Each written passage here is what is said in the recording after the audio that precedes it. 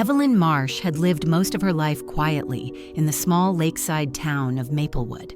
Her days passed in calm routines, the kind of life where the outside world felt distant, almost unreal.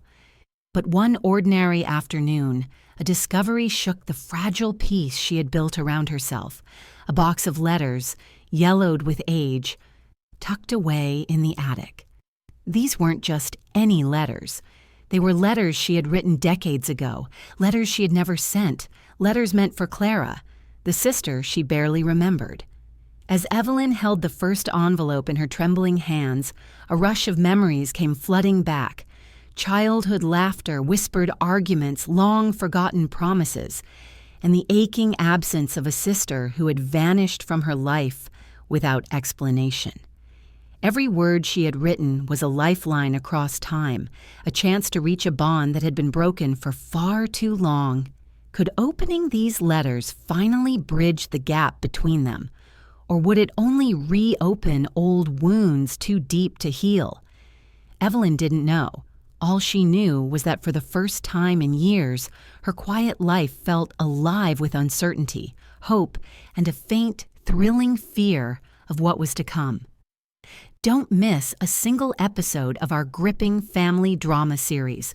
New stories are uploaded regularly, and trust us, you'll want to be the first to know what happens next. Don't forget to turn on notifications for more emotional family stories every day, because sometimes the most powerful stories are the ones we live through or never dare to tell. Like, share, and subscribe now to HT, Family Drama, and become part of our growing community of viewers who believe that the strongest stories come from the heart of the family. It was on an ordinary afternoon that the dome cracked. Evelyn had gone up to the attic to sort through winter clothes, pushing aside boxes that had gathered dust for decades. She expected nothing more than moth-eaten sweaters and the faint smell of cedar. But in a corner, half hidden beneath an old quilt chest, she found a small box, its lid warped, its surface covered in dust. Something about it felt deliberate, as though someone had tucked it away with the hope it might be discovered only at the right time. Evelyn pulled it closer, coughing softly as dust rose in the warm beam of sunlight slanting through the attic window. When she lifted the lid, her breath caught. Inside lay bundles of letters, tied with faded ribbons. The envelopes were yellowed and frayed at the edges. For a moment she thought they must be her mother's, but when she picked up the first bundle and saw the handwriting, her stomach tightened. It was her own. She recognized the looping script immediately, her younger self's hand, urgent and uneven, and scrawled across the first envelope in the same ink now dulled with age was a name she hadn't spoken aloud in years. Clara, her sister. The name alone sent a tremor through her. Memories surged, Clara's laughter ringing across the lake, her quick temper, her daring presence that once filled every corner of this house. And then the absence, the slammed door, the silence that stretched into years, the bond severed without explanation. Evelyn sank onto an old trunk, her hands trembling as she unfolded the first letter. "Dear Clara," it began. "I don't know if I'll ever send this, but I need to write it. I don't want us to be strangers. I don't want pride to steal what we are to each other." The words blurred as tears stung her eyes. She had forgotten writing them, forgotten how fiercely she had once longed to mend what was broken. Page after page, the letters carried the same plea: forgiveness, reconciliation, the hope of a future together. She set the papers down, pressing her palms against her knees. The attic suddenly felt close, heavy with ghosts. Why had she never sent these letters? Pride? Fear? She could no longer recall. All she knew was that her own younger voice now rose against her silence, demanding to be heard. Gathering the box, she carried it downstairs and placed it on the living room table. There it sat like an intruder, its presence impossible to ignore. Evelyn paced the room, her thoughts circling. Could reading these letters now, after decades, heal the rift? Or would it tear open wounds too deep to close? Her gaze drifted to the mantel, where her mother's photograph rested. Margaret Marsh's eyes seemed to meet hers with the same calm wisdom she'd carried in life. Evelyn remembered how her mother used to slip notes beneath pillows, into drawers, believing words could bridge distances even when spoken aloud was too difficult. Perhaps she had been right. Evelyn reached again for the letters, unfolding another. Sometimes I think we are two halves of the same whole, Clara. And sometimes I think we couldn't be further apart, but no matter how angry I am, I can't picture a life without you. The ache in those lines cut deep. She closed her eyes, imagining Clara's voice, Clara's laughter, the nights they had whispered secrets in their shared room. When she opened her eyes, dusk was settling outside. The lake glimmered through the window, familiar and steady, yet her world felt suddenly unsteady. She touched the photograph on the mantel, whispering into the stillness, "Mother, what do I do?" No answer came, of course, only the soft creak of the house, the sigh of wind through the trees. Yet Evelyn felt the weight of her mother's hopes pressing gently upon her. These letters were not just relics, they were a call to action. She rose, placed the box carefully beside the photograph, and stood for a long time watching the shadows stretch across the room. For the first time in years, her quiet life felt alive, not with certainty, but with something sharper and more fragile, hope. And beneath that hope, a faint, thrilling fear of what was to come. The next morning, Maplewood woke beneath a veil of silver mist. From the porch of her mother's old Victorian house, Evelyn watched the haze drift over the lake, softening the edges of trees and rooftops. The air smelled faintly of damp leaves and wood smoke. It was the kind of morning she had loved as a child, when the world felt hushed and safe. But safety was an illusion. On the table inside, the box of letters waited, its presence changing the shape of every room. Evelyn had carried it down from the attic the day before, intending only to glance at its contents. Instead, she had spent hours reading, weeping, pacing, until exhaustion forced her to stop. Now, even with the lid closed, the letters seemed to call to her. She poured herself coffee, sat by the window, and let her eyes wander to the mantel where her mother's photograph rested. Margaret Marsh looked out with the same calm strength she had always carried. Evelyn could almost hear her voice, gentle, careful, urging her daughters toward compassion. Her mother had believed in words. She had believed that even broken things could be mended with patience. Evelyn reached for one letter at random. The ink was faded, the handwriting uneven, her own hand years younger. "Clara, sometimes I think we're two people sharing the same blood but living in different worlds. You are bold and reckless. I am careful and afraid. But I miss you even when you drive me mad. I hope you miss me too." The ache those lines carried was sharp, still alive. Evelyn set the letter aside and pressed her palm to her eyes. She could see Clara so vividly, golden-haired in the sunlight, laughing too loudly, daring Evelyn to climb higher in the willow tree, to row farther into the lake. Clara had been fearless, and Evelyn had both admired and resented that fearlessness. Childhood had been a mixture of admiration and rivalry. Summers by the lake often turned into contests: who caught the larger fish, who rowed the boat straighter.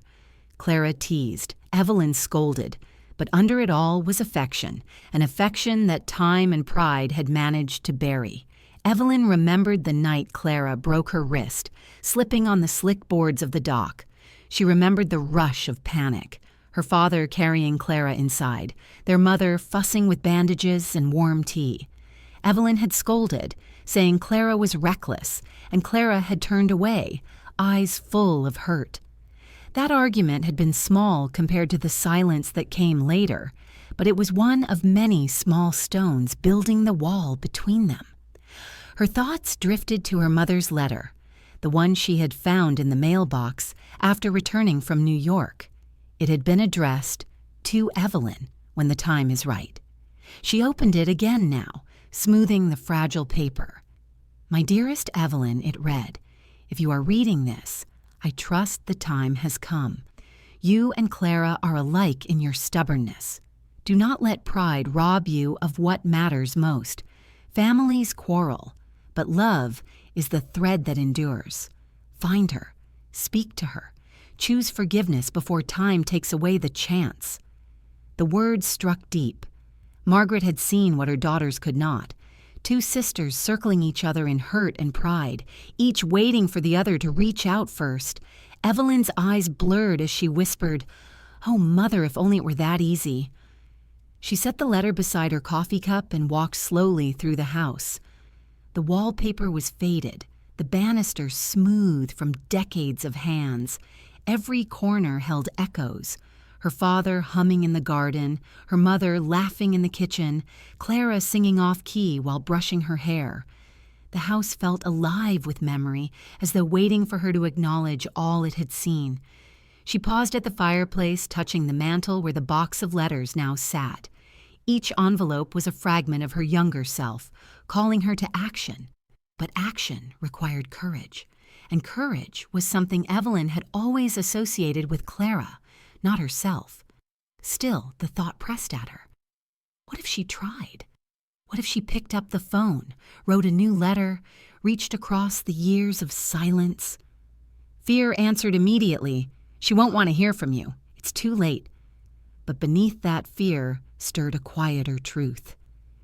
You don't want to lose her forever.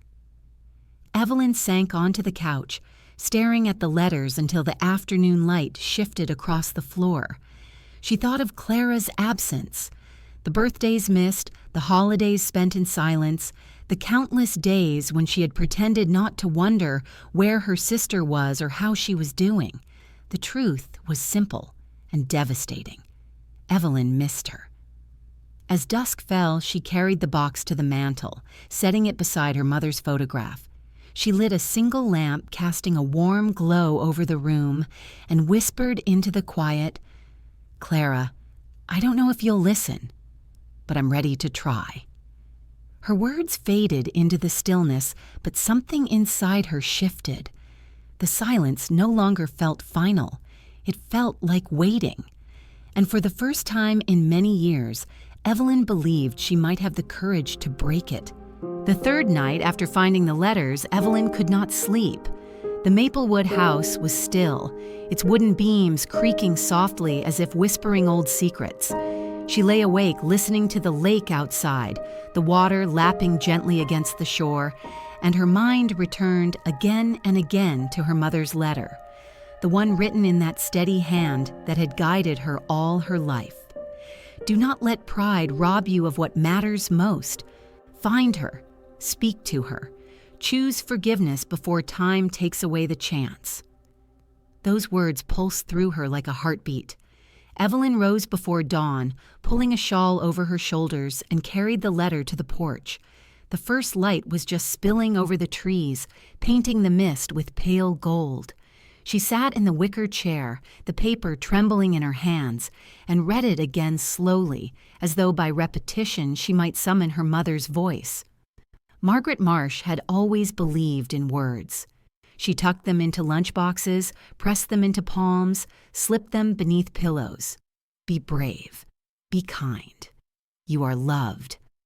As a child, Evelyn had sometimes rolled her eyes at these notes, but in truth they had been lifelines, reminders that love was constant, even when discipline was stern.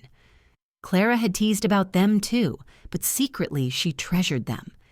Evelyn remembered once finding her sister's drawer filled with folded scraps of their mother's handwriting, saved like precious charms. And yet, despite that foundation, they had let silence grow between them. Evelyn thought of the years gone by, birthdays missed, Christmas mornings spent apart, the empty chair at Thanksgiving.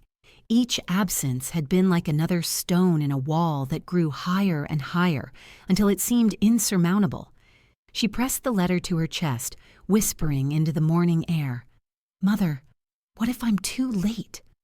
No answer came, only the cry of a loon across the water.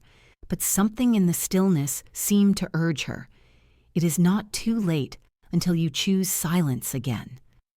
The memory of Clara rose sharp and vivid, her laughter echoing across the dock, her fierce defense when Evelyn was teased at school, the way she used to squeeze Evelyn's hand during thunderstorms, and then the arguments about responsibility, about recklessness, about choices neither of them fully understood. Words spoken in anger, followed by the terrible absence of words at all. Evelyn felt tears sting her eyes. She had always told herself that time would soften the wound, that one day Clara might return on her own, but time had not softened. It had hardened. Each year of silence made the next easier, until hope itself seemed foolish. Now, holding her mother's letter, she realized the truth. Time did not heal what was never confronted. Time only buried it deeper. She went back inside, opened the box of her unsent letters, and spread them across the table. Decades of her heart spilled out in faded ink. Pleas for forgiveness, confessions of jealousy, declarations of love she had been too afraid to voice. She read them aloud in a whisper, her own younger voice echoing back to her. I miss you, Clara. I wish you could see how much I need you. I don't want us to be strangers. By the end, Evelyn's cheeks were wet. She laid her head on the table and wept, not only for the years lost, but for the years still possible. When the tears subsided, a quiet determination filled her. She folded her mother's letter and placed it on top of the pile, as though crowning all the others. The message was clear. Her mother's hope was not in the past, but in the present. Margaret had trusted her daughters to find each other again, to choose love over pride. Evelyn rose and stood before the mirror in the hall. Her reflection showed the lines of age, the silver threading her hair, but also a steadiness she had not noticed before. She was not the timid girl who had written those letters in secret. She was a woman who had endured loss, silence, and regret. And perhaps at last she was strong enough to act. Still, fear coiled inside her. What if Clara refused? What if she laughed, or worse, remained silent? Evelyn pressed her hands together, whispering a prayer. Give me courage, Mother. Just enough to try. That evening, as twilight deepened and the first stars pricked the sky, she lit a candle on the mantel beside her mother's photograph. The warm glow illuminated the box of letters, casting soft shadows on the wall. I will try, she whispered to the photograph, for you, for us.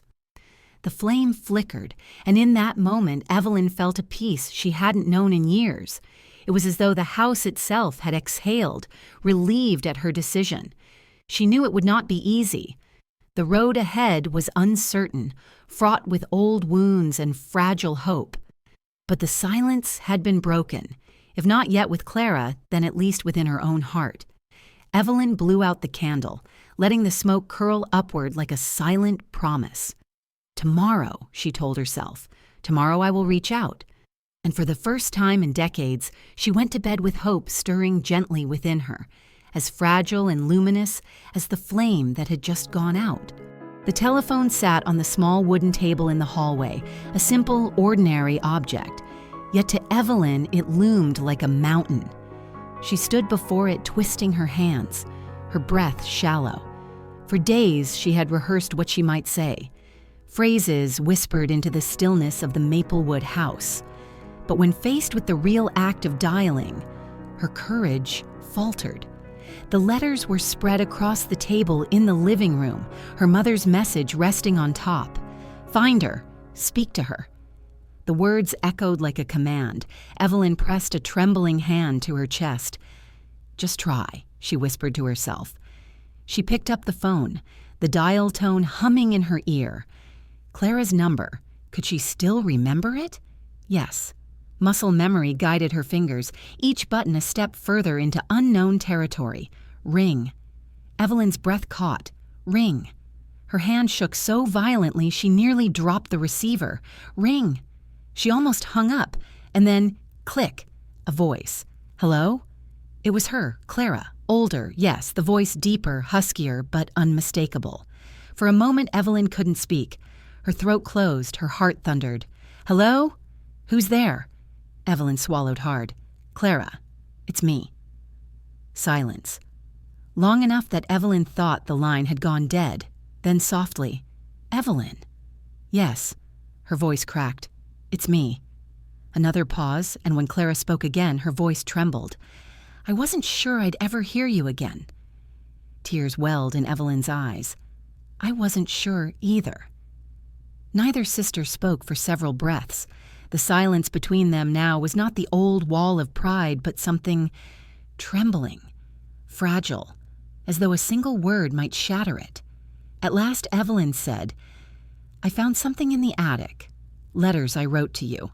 I never sent them. You wrote to me? Clara's voice wavered. Yes, dozens of letters. Apologies, confessions, things I should have said years ago. Evelyn pressed her hand against the wall to steady herself. Clara, I never stopped thinking of you. I never stopped missing you. A soft sound came through the line, half laugh, half sob. All this time I thought you didn't care, that you were better off without me. Evelyn's tears slipped free. Never. I was afraid, not uncaring. Afraid of rejection, afraid of saying the wrong thing. Silence seemed safer, but it was the worst choice of all. Clara inhaled sharply, and Evelyn could picture her pressing a hand to her face, just as she was doing. I wanted to call you so many times, but I told myself you wouldn't want to hear from me. Oh, Clara, Evelyn's voice broke. We let pride steal years from us. They both wept then, the sound raw and unguarded. The line carried not just their voices, but the weight of decades, the arguments, the slammed doors, the empty holidays, the missed chances. When the sobs quieted, Clara whispered, Do you remember the summers at the lake? Yes. Evelyn smiled through tears. You always rowed too far, and I was terrified the boat would tip. You shouted at me, Clara said, a tremor of laughter in her voice. But you always climbed in anyway.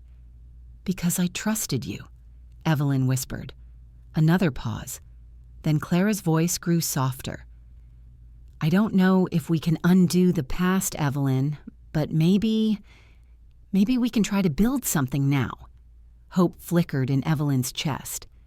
Yes, we can try. The words hung between them, fragile yet luminous. They spoke a little longer, hesitant questions about daily life, cautious laughter at shared memories. But soon, fatigue set in, the emotional weight pressing heavily on them both. I should let you rest, Evelyn said at last, though every part of her dreaded ending the call. Yes, Clara agreed, though her voice held the same reluctance. But can we talk again soon? Evelyn closed her eyes, clutching the receiver. Yes, soon. Good night, Evelyn. Good night, Clara. When the line went silent, Evelyn lowered the receiver with trembling hands. Her cheeks were wet, her heart aching, but for the first time in decades, the ache was not from absence. It was from possibility. She turned toward the living room, where her mother's photograph waited on the mantel. We spoke, Mother, she whispered. We spoke at last. And for the first time in many years, Evelyn smiled through her tears. The days after the phone call passed in a haze of anticipation. Evelyn replayed Clara's voice in her mind again and again, the hesitation, the tremor of tears, the faint laugh at memories of summers gone. It was both balm and torment. Balm because the silence had finally been broken, torment because it made her long for more. She could not bear the thought of letting the fragile bridge collapse under neglect. So with trembling courage, she phoned Clara again 2 days later. Would you meet me? Evelyn asked, her heart thudding. At the lake, perhaps, where we used to go. On the other end came a pause, long enough for Evelyn to fear she had asked too much. Then Clara's voice, low but steady. Yes, I think I'd like that. They chose Saturday afternoon.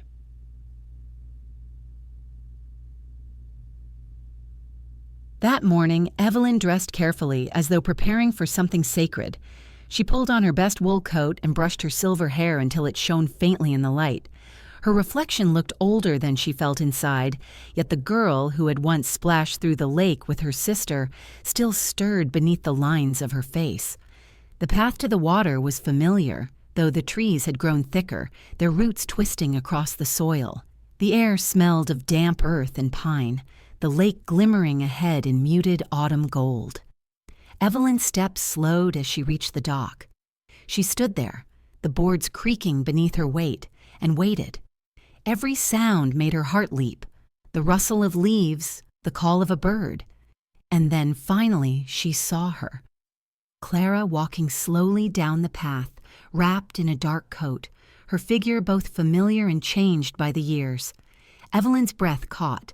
Clara's hair, once golden, was streaked with silver.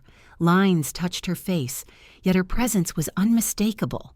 She carried herself with that same restless energy, though tempered now by time.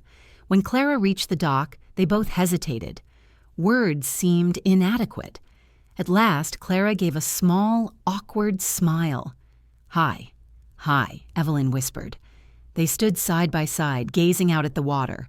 The silence was no longer hostile, but tender, as if acknowledging the years lost while still leaving space for what might come.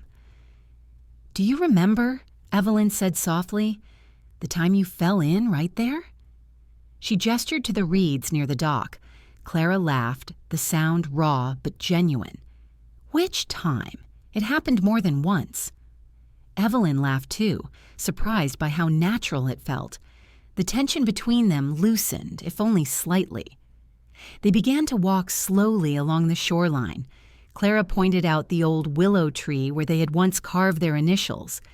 Evelyn showed her the rocky patch where they had gathered pebbles as children. Each memory was like a plank in a bridge, laid carefully between them. After a while, Clara grew quieter, her gaze fixed on the water, her voice low. "Do you remember the night I left?" Evelyn's chest tightened. "Yes." "I told myself you didn't need me," Clara whispered, "that you were the good daughter, the one who belonged here. I felt like an intruder in my own home." Evelyn swallowed hard, her throat aching. "Clara, that's not true. I did need you. I just didn't know how to say it. By the time I realized, you were gone." Clara's eyes shimmered with tears. "And by the time I realized I wanted to come back, I thought it was too late." For a moment, they both stood frozen, the weight of regret pressing heavily. Evelyn reached out, hesitant, and clasped her sister's hand. To her relief, Clara didn't pull away. The contact was small, but it felt monumental, like breaking a curse.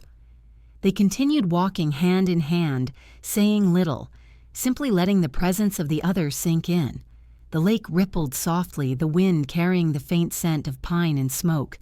It was as if the world itself held its breath, watching two sisters rediscover one another.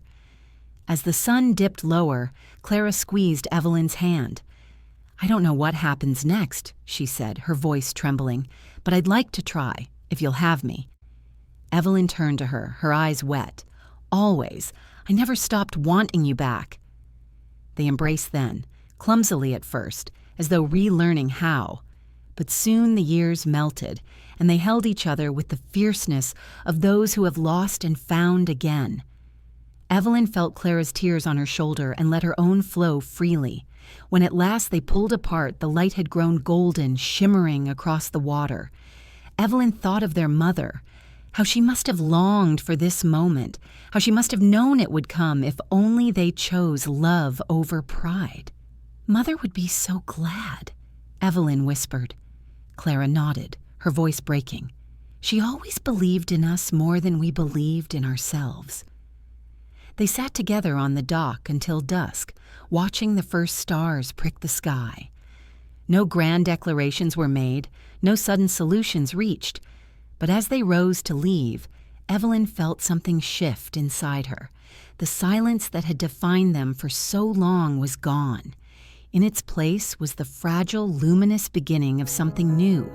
The days after their walk by the lake were filled with a strange new rhythm. Evelyn and Clara began calling one another every few evenings, short conversations that started awkwardly but ended with reluctant goodbyes. It felt like learning to speak a forgotten language, stumbling, hesitant yet familiar beneath the surface. But Evelyn knew there were still shadows between them. Every laugh, every shared memory was edged by silence. Things neither dared bring up, fears they had buried for too long. The past still waited, unaddressed. One afternoon, Evelyn stood before the mantel where her mother's photograph rested. The box of unsent letters sat nearby, ribbons untied. She touched the envelopes gently, then lifted one. Its words burned her even before she read them. "Clara, I feel invisible next to you. You shine so brightly, and I am left in shadow. I resent you for it, though I hate myself for resenting. But beneath the anger, I only want you close." Evelyn closed her eyes. It was time. She invited Clara over the following evening. The old house smelled faintly of cinnamon and wood smoke, as it often did in autumn. Evelyn lit a fire in the hearth, more for comfort than warmth, and set the box of letters on the coffee table. When Clara arrived, she stepped inside cautiously, her eyes scanning the familiar rooms. "It hasn't changed," she murmured. "No," Evelyn agreed, "it hasn't."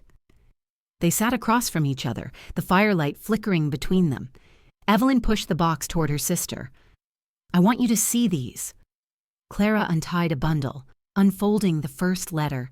She read silently, her expression shifting. Surprise, pain, something softer Evelyn couldn't name. Finally, she looked up. "You wrote all this for me?" "Yes." Evelyn clasped her hands tightly. "But I never sent them. I was afraid." Clara's brows knit. "Afraid of what?" "Of rejection, of making things worse, of hearing silence in return." Evelyn's voice broke. "But silence was worse than anything." Clara gave a short, bitter laugh. "Funny. I thought your silence was the answer. I told myself you didn't want me back." The words pierced Evelyn. No, it was cowardice, not rejection. They fell into silence. The fire crackled, filling the space. At last, Clara spoke again, her voice low. "Do you know what I always thought? That Mother loved you more." Evelyn's breath caught. "Loved me more?" "Yes." Clara's voice trembled. "You were responsible, steady, dependable. She trusted you with everything. I was reckless, wild. I thought I was a disappointment, and I hated you for being what she wanted." Evelyn shook her head, tears rising. "Clara, she adored you. She used to tell me you reminded her of herself when she was young. Brave, restless.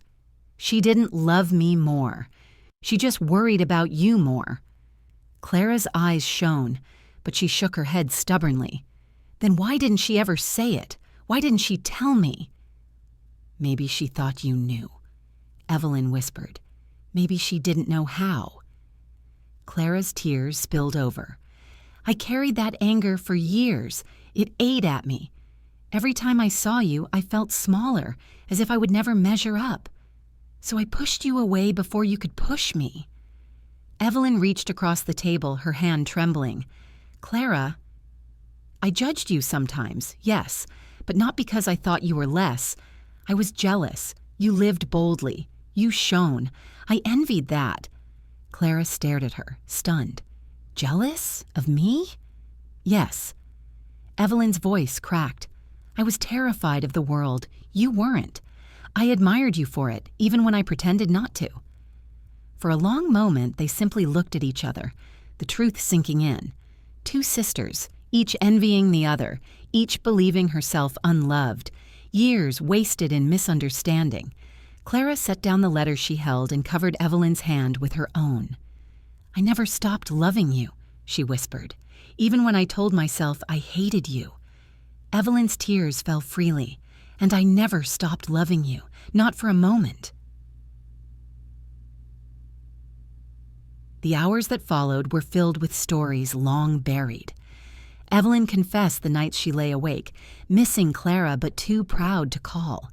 Clara admitted the birthdays she spent staring at the phone, hoping it would ring. They laughed through tears at the ridiculous stubbornness of their younger selves. At one point, Clara lifted another letter, reading aloud. I don't want to lose you, Clara. Even when I'm angry, even when I act cold. I don't want to lose you." Her voice broke. She set the paper down, her shoulders shaking. "Why didn't you send this?" "Because I thought you wouldn't care," Evelyn whispered. Clara shook her head, tears spilling. "I would have cared. I might have pretended I didn't, but I would have cared." The realization was both devastating and healing. Decades of silence had been built on lies they told themselves, lies born of fear, pride, and pain. Yet here they were, at last, speaking truths. As the fire burned low, Clara leaned back, exhausted. "Evelyn, I don't know if we can fix everything, but tonight, it feels like a beginning." Evelyn clasped her sister's hand. "Yes, a beginning." They sat together in silence, the crackle of the fire the only sound. The house seemed lighter, as though its walls had sighed in relief, bearing witness to words too long withheld. For the first time in years, Evelyn felt her chest ease. The unspoken truths were no longer buried. They had been spoken, and in the speaking, healing had begun. Spring arrived gently in Maplewood. Buds unfurled on the trees, the lake shimmered with new light, and the air smelled of rain and promise. For Evelyn, each morning now felt different. No longer empty, but expectant. Clara's presence had returned to her life like sunlight breaking through a long winter. The sisters saw each other often, first cautiously, then with ease. They shared Sunday walks, tea in the afternoons, and evenings by the fire. There were still moments of awkwardness, remnants of years apart, but beneath them was something deeper, a commitment to stay, to choose love even when it was difficult. One bright afternoon, Evelyn brought Clara to the attic. Dust floated in golden beams, boxes stacked like silent witnesses of the past. She showed her the very corner where she had discovered the letters. Clara knelt, brushing her fingers over the worn wood. "It feels like Mother left this for you to find," she murmured. "Maybe she did," Evelyn replied, "or maybe she trusted us to find it when we were ready." They carried the letters downstairs and read them together. Some made them laugh until their sides ached, others drew tears, but all of them reminded them how fiercely they had once longed for one another. When the last letter was folded shut, Clara looked at Evelyn with shining eyes. "We can't undo the years we lost, but we can make the years ahead count." Evelyn nodded, her throat too tight for words. "Irsmisani." That summer, they began creating new traditions. Every Saturday, they cooked a meal together, sometimes elaborate, sometimes simple, always with laughter spilling through the kitchen. They invited neighbors and old friends, filling the once quiet house with warmth and chatter. In the evenings, they sat on the porch, watching the sun sink over the lake. Clara would hum softly, a habit she had never lost, while Evelyn scribbled reflections in her notebook. They discovered a rhythm. Clara's fire balanced by Evelyn's calm, Evelyn's steadiness softened by Clara's laughter. One evening, as fireflies flickered in the yard, Clara said quietly, "Do you think Mother knows? Do you think she sees us now?" Evelyn smiled through the ache in her chest. "I think she does, and I think she's at peace." Autumn returned with its blaze of colors. The sisters decided to restore the old family cabin by the lake. They scrubbed the walls, repaired the roof, polished the wooden floors. With each nail hammered, each brush stroke of paint, they felt as though they were reclaiming not just a building, but a part of themselves.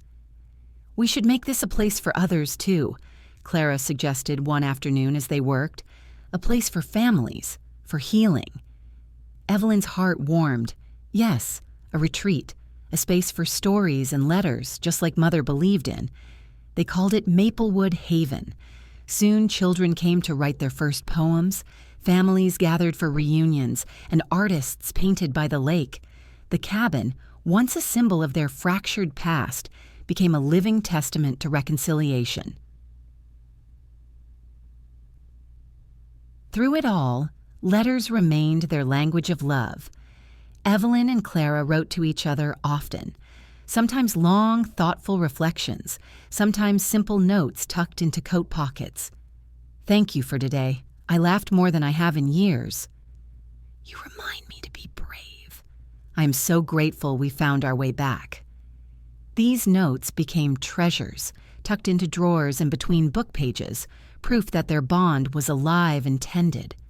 One winter evening, as snow fell thick outside, Evelyn sat by the fire with Clara. She looked at her sister's face, lined with age yet radiant with life, and whispered, "We've built something, haven't we?" Clara smiled softly. "Yes, a legacy." Years later, people in Maplewood would remember Evelyn and Clara not as sisters divided, but as women who turned silence into song. The house by the lake rang with laughter, the cabin became a sanctuary, and their story spread quietly, of letters found, of forgiveness chosen, of love reclaimed. On a golden evening, sitting side by side on the dock where it had all begun, Evelyn and Clara watched the water shimmer. The air was still, the horizon glowing with twilight. Clara reached for Evelyn's hand. "Do you ever regret the years we lost?" she asked. Evelyn squeezed her hand gently. "Yes, but I'm more grateful for the years we've found." Tears glistened in Clara's eyes. "Me too." They sat in silence, listening to the gentle lap of water. The silence was no longer a wall. It was comfort, deep and shared. Above them, the first stars appeared, bright against the fading sky. Evelyn thought of her mother's letter once more. Choose forgiveness before time takes away the chance. They had chosen. And in that choice, they had built something enduring, something that would outlast them both, a legacy of love.